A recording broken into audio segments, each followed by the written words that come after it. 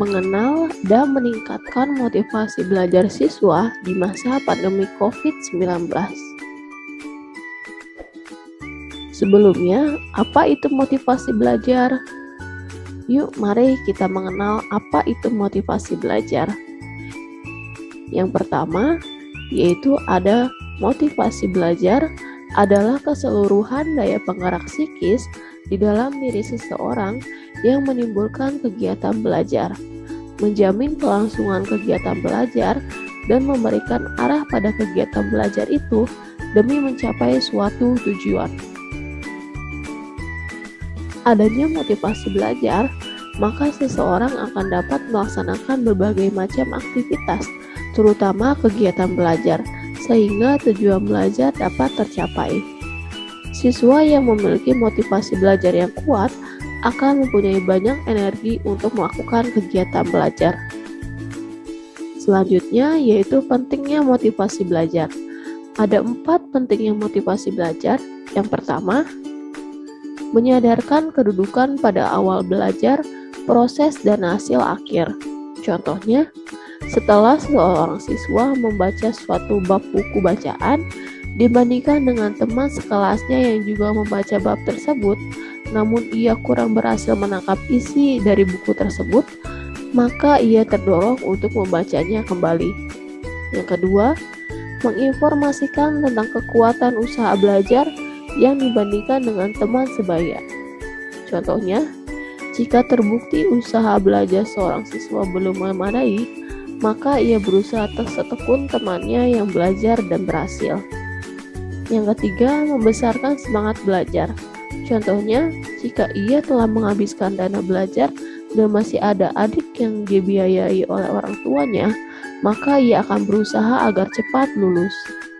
Dan yang keempat, menyadarkan tentang adanya perjalanan belajar, kemudian bekerja yang berkesinambungan. Contohnya, setiap hari siswa diharapkan untuk belajar di rumah, membantu pekerjaan orang tua, dan bermain dengan teman sebaya, dan melakukan apa yang diharapkan dapat berhasil. Selanjutnya, ada 6 faktor yang mempengaruhi motivasi belajar. Yang pertama, cita-cita atau aspirasi siswa. Cita-cita akan memperkuat motivasi belajar, sebab tercapainya suatu cita-cita akan mewujudkan aktualisasi diri. Yang kedua, kemampuan siswa. Keinginan seorang anak perlu dibarengi dengan kemampuan atau kecakapan mencapainya. Kemampuan akan memperkuat motivasi siswa untuk melaksanakan tugas-tugasnya. Yang ketiga, kondisi siswa. Kondisi siswa meliputi jasmani dan rohani. Siswa berpengaruh terhadap motivasi belajar. Yang keempat, kondisi lingkungan. Dengan lingkungan yang aman, tentram, tertib, dan indah, maka semangat dan motivasi belajar mudah diperkuat. Yang kelima, unsur-unsur dinamis dalam belajar dan pembelajaran siswa memiliki perasaan, perhatian, kemauan, ingatan, dan pikiran yang mengalami perubahan berkat pengalaman hidup. Dan yang keenam, upaya guru dalam membelajarkan siswa. Intensitas pergaulan guru dengan siswa mempengaruhi pertumbuhan dan perkembangan jiwa siswa. Selanjutnya, ada jenis-jenis motivasi. Ada 2 jenis motivasi, yaitu yang pertama, motivasi intrinsik adalah jenis motivasi yang datangnya dari dalam individu sendiri tanpa adanya dorongan orang lain, tetapi atas dasar kemauan dan kesadaran individu itu sendiri. Contohnya, siswa termotivasi belajar semata-mata untuk menguasai nilai-nilai yang terkandung dalam pelajaran, bukan karena keinginan lain seperti ingin mendapat pujian, nilai yang tinggi, dan sebagainya. Seorang yang memiliki motivasi intrinsik selalu ingin maju dalam belajar. Kemudian yang kedua, motivasi ekstrinsik. Motivasi ekstrinsik adalah jenis motivasi yang timbul sebagai akibat pengaruh dari luar individu. Contohnya, siswa belajar karena hendak mencapai tujuan yang terletak di luar hal yang dipelajarinya. Misalnya untuk mencapai angka tinggi, kehormatan, pujian, diploma, gelar, dan sebagainya. Kemudian kita juga akan mengenal apa itu pembelajaran online atau daring. Pembelajaran daring adalah salah satu metode pembelajaran online atau dilakukan melalui internet. Pembelajaran daring merupakan metode pembelajaran yang efektif seperti berlatih dengan adanya umpan balik terkait menggabungkan kolaborasi kegiatan dengan belajar mandiri. Pembelajaran daring merupakan sistem pembelajaran yang dilakukan dengan tidak bertatap muka secara langsung, tetapi menggunakan platform yang dapat membantu proses belajar mengajar yang dilakukan meskipun jarak jauh.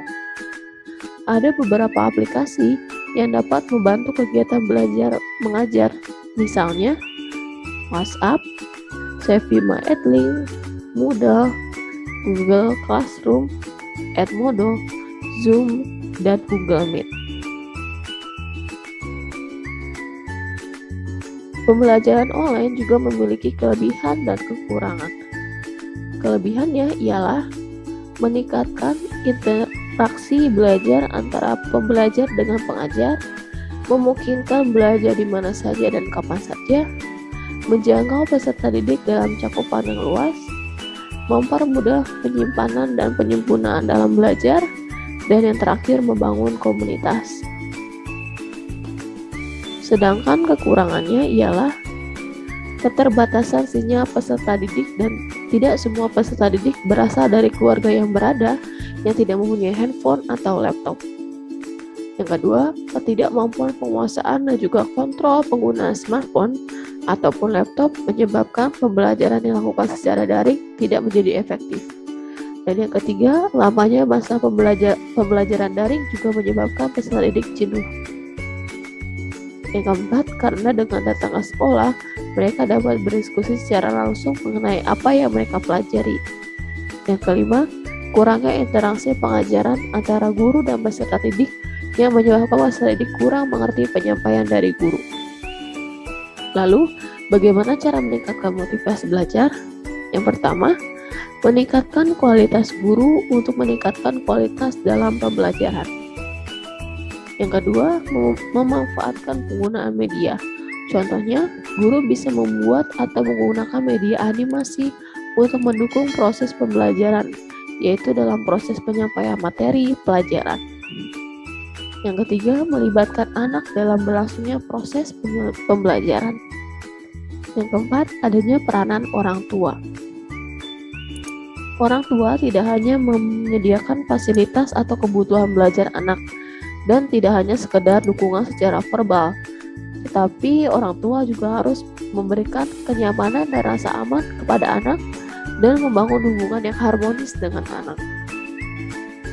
Dan yang terakhir, memberinya hukuman agar anak tidak kehilangan motivasi belajarnya, tetapi juga harus diberikan penghargaan dan pujian jika motivasi belajarnya sudah meningkat.